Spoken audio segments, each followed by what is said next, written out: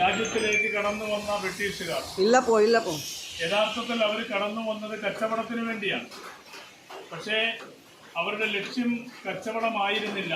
ആദ്യ ലക്ഷ്യം കച്ചവടമായിരുന്നെങ്കിലും പിന്നീട് രാജ്യത്തുള്ള സ്വത്തുക്കൾ മുഴുവനും അവർ കൊള്ളയടിച്ചു കൊണ്ടുപോവുകയും ഈ രാജ്യം ഭരിച്ചുകൊണ്ടിരിക്കുന്ന നാട്ടുരാജാക്കന്മാരെ കയ്യിലാക്കി ഈ രാജ്യത്തിൻ്റെ ഭരണം തന്നെ അവർ കെട്ടിപ്പിടിക്കുകയും ചെയ്ത സാഹചര്യത്തിൽ ഈ രാജ്യത്ത് ജനിച്ചു വളർന്ന മുഴുവൻ ആളുകളെയും രാജ്യത്തു നിന്ന് പുറന്തള്ളുകയും അവർ രാജ്യത്തിൻ്റെ അധിപന്മാരായി വാഴുകയും ചെയ്ത ഒരു കാലഘട്ടത്തിലാണ് ഈ രാജ്യത്ത് ജീവിച്ചുകൊണ്ടിരുന്ന മുസ്ലിം സമുദായം അടക്കമുള്ള ഈ രാജ്യത്തെ ജനങ്ങൾ ഈ രാജ്യത്തിൻ്റെ സ്വാതന്ത്ര്യത്തിന് വേണ്ടി പടപൊരുതാൻ തീരുമാനിച്ചു.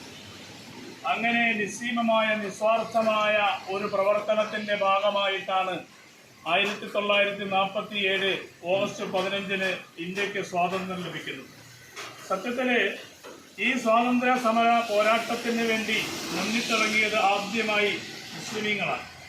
കാരണം സ്വന്തം രാജ്യത്തെ സ്നേഹിക്കൽ വിശ്വാസത്തിൻ്റെ ഭാഗമാണെന്ന് പഠിച്ചിരിക്കുന്ന ഒരു മുസൽമാനെ സംബന്ധിച്ചിടത്തോളം ഒരിക്കലും ഈ രാജ്യത്ത് നടക്കുന്ന ഈ കൊള്ളരുതായ്മ അത് കണ്ടില്ലെന്ന് നടിക്കാൻ അവർക്കാവില്ല. പ്രിയപ്പെട്ടവർ, അതിനുവേണ്ടി പണ്ഡിതന്മാരും മുസ്ലിം നേതാക്കളുമൊക്കെ ഒരുപാട് ത്യാഗങ്ങൾ അനുഷ്ഠിച്ച് 10,000-കണക്കിന് ആളുകളുടെ ജീവൻ തന്നെ സമർപ്പിച്ചുകൊണ്ടാണ് ഈ രാജ്യത്തിന് സ്വാതന്ത്ര്യം നേടിയെടുത്തത്. നമുക്കറിയാം, ഇന്നത്തെ ഇന്ത്യ രാജ്യത്തിൻ്റെ അവസ്ഥ വളരെ പരിതാപകരമായി മുന്നോട്ട് പോകുന്ന അവസ്ഥയാണ്. അഥവാ രാജ്യത്തിൻ്റെ സ്വാതന്ത്ര്യത്തിന് വേണ്ടി പടപൊരുതിയ ആളുകളെ രാജ്യദ്രോഹികളായി ചിത്രീകരിക്കുകയും അവരെ വകവരുത്തിയ ആളുകളെ രാജ്യത്തിൻ്റെ ഏറ്റവും സമുന്നതമായ പദവിയിലേക്ക് ഉയർത്തപ്പെടുകയും ചെയ്യുന്ന അത്യധികം വിരോധാഭാസമായ ഒരവസ്ഥയാണ് ഇന്ത്യ രാജ്യത്ത് നടന്നുകൊണ്ടിരിക്കുന്നത്. മാത്രവുമല്ല, ഇന്നിൻ്റെ പ്രത്യേകമായ സാഹചര്യം നമുക്കറിയാം.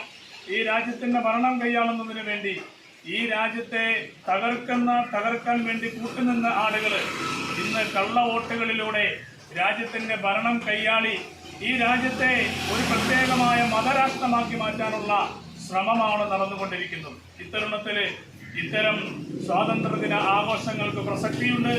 ഓരോ വർഷവും കഴിയും തോറും സ്വാതന്ത്ര്യദിനാഘോഷത്തിൻ്റെ പ്രസക്തി നാൾക്കുനാൾ വർദ്ധിച്ചുകൊണ്ടിരിക്കുകയാണ്. അല്ലാഹു സുബ്ഹാനഹു വ തആല നമുക്കെല്ലാവർക്കും മരണം വരെയും നമ്മുടെ ജന്മനാടിനെ സ്നേഹിക്കാൻ, ജന്മനാടിന് ഈ ജീവൻ ത്യജിക്കേണ്ടി വന്നാൽ അതിനുവേണ്ടിയും സന്നദ്ധരാകാൻ അല്ലാഹു നമുക്കെല്ലാവർക്കും തൗഫീഖ് നൽകുമാറാകട്ടെ.